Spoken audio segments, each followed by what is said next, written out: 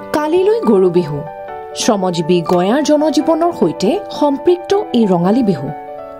ৰঙালী বিহুৰ প্ৰাক্ষণত জাউতিযুগীয়া পৰম্পৰা ৰক্ষা কৰি কলিয়াবৰৰ গঞা চহা ৰাইজ ব্যস্ত হৈ পৰিছে পশুধনৰ বাবে পঘা প্ৰস্তুত কৰাত। এয়া কলিয়াবৰৰ নিজ চিলাবন্ধাৰ দৃশ্য। কৃষি আৰু কৃষকৰ প্ৰধান চালিকা শক্তিস্বৰূপ পোহনীয়া গোধনক নতুন বছৰত নতুন পঘাৰে বৰণ কৰাৰ প্ৰাক প্ৰস্তুতিত আত্মনিয়োগ কৰিছে কৃষিজীৱী ৰাইজে। কৃষক ৰাইজৰ মতে গোধনেই মূলধন। সেই বাপুতি সাহোন ৰঙালীৰ সৰ্বপ্ৰথমে গোধনক নোৱাই ধুৱাই বছৰটোৰ বাবে সুস্বাস্থ্য আৰু শ্ৰীবৃদ্ধিৰ কামনা কৰা হয়। তাহানিৰ পৰম্পৰা ৰক্ষা কৰি তৰা পঘা প্ৰস্তুত কৰাত ব্যস্ত কলিয়াবৰৰ নিজ চিলাবন্ধা গাঁৱৰ এজন বৰদেউতা। আধুনিকতাৰ ধামখুমীয়াৰ মাজত তৰা পঘা পতা পৰম্পৰা সমাজৰ পৰা ক্ৰমান্বয়ে হ্ৰাস পাব ধৰিছে। যদিও এতিয়াও কলিয়াবৰৰ বহু অঞ্চলত তৰা পঘা বটা দেখা পোৱা যায়। নিজ চিলাবন্ধা গাঁৱত এতিয়াও সেই অতীত পৰম্পৰা ৰক্ষা কৰি বিলৰ পাৰৰ পৰা তৰা আনি মৰাপাতৰ লগত মিলাই এনেদৰে পঘাৰ বাবে গুণ লৈছে বৰদেউতাই। গৰুৰ বাবে পঘা তৈয়াৰ কৰা দৃশ্য এতিয়া অসমীয়া সমাজত দুৰ্লভ হৈ পৰিছে যদিও অঞ্চল বিশেষে এতিয়াও সেই পৰম্পৰা ৰক্ষা কৰি অহা দেখিবলৈ পোৱা গৈছে।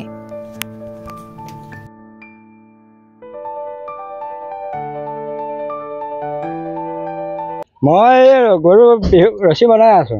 কিহেৰে বনাইছে? মৰাপাত তৰা দি পেলাই বনাই আছো। পৰম্পৰা ন? এই পৰম্পৰা আমাৰ একেবাৰে সত্য যুগৰ পৰা এইবিলাক পৰম্পৰা আমাৰ।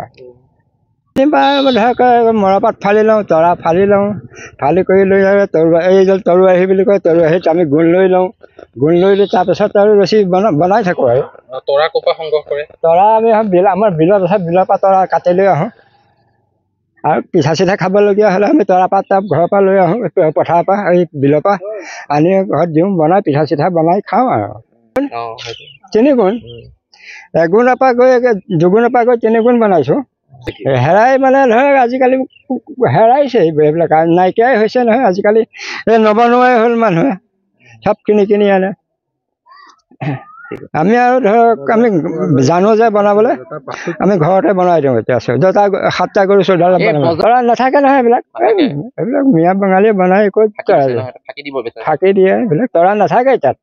পৰম্পৰা আমি এনেকৈ জীয়াই ৰাখি আছোঁ আৰু বছৰি কৰি।